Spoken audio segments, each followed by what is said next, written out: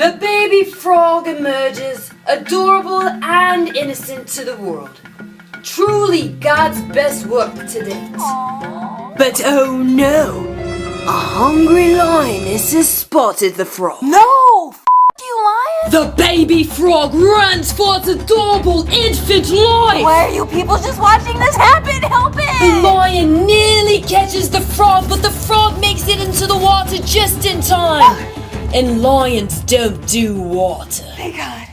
The lioness and her 3 newborn cubs will now die. Wait, what? They had not eaten for 2 weeks, and that baby frog was their last hope.